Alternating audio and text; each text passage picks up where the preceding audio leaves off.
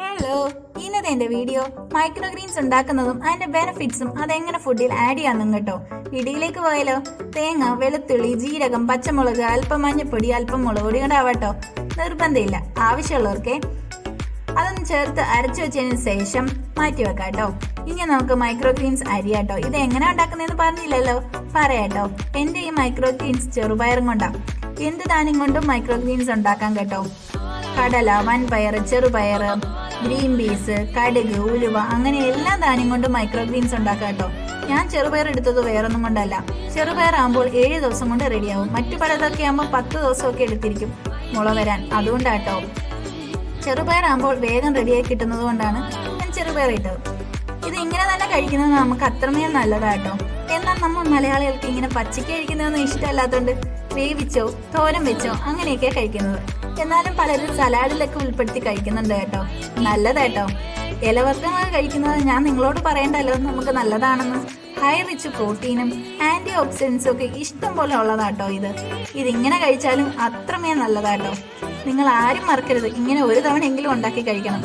നമ്മൾ വീണ്ടും വീണ്ടും ഉണ്ടാക്കി കഴിച്ചു പോകും. അത്രമേൽ ടേസ്റ്റും ആട്ടോ ഇതിങ്ങനെ ഉണ്ടാക്കാൻ വളരെ പാടൊന്നുമില്ല കേട്ടോ, വളരെ എളുപ്പമാണ്.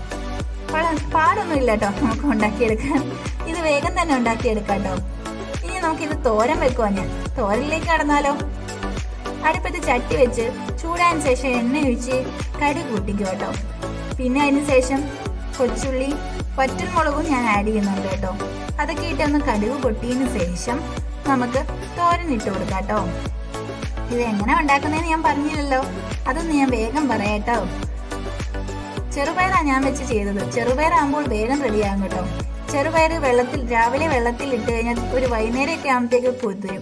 അതൊന്ന് കുതിർന്നതിന് ശേഷം നമുക്ക് ഏതെങ്കിലും നല്ലൊരു തുണിയിലേക്ക് അതിട്ട് ടൈറ്റായിട്ട് ഒന്ന് കെട്ടി മുറുക്കി അതിൻ്റെ മണ്ടയ്ക്കൊരു വെയിറ്റും കൂടെ വെച്ചാൽ രാവിലെയൊക്കെ ആകുമ്പോഴത്തേക്ക് അതിന് മുള വരും.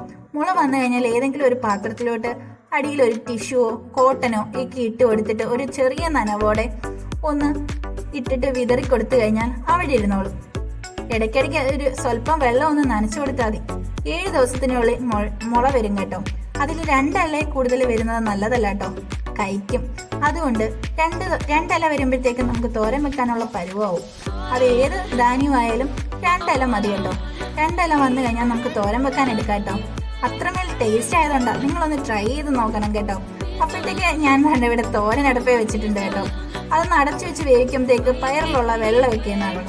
അതൊക്കെ തോന്നു വന്നതിന് ശേഷം നമ്മൾ അരച്ചു വെച്ചിരിക്കുന്ന അരപ്പും കൂടി ഇതിലിട്ട് ഒന്ന് ഇളക്കി തോത്തി ഒന്ന് പൊത്തി വെച്ച് കഴിഞ്ഞാൽ നമ്മുടെ തോരൻ റെഡിയായി കേട്ടോ.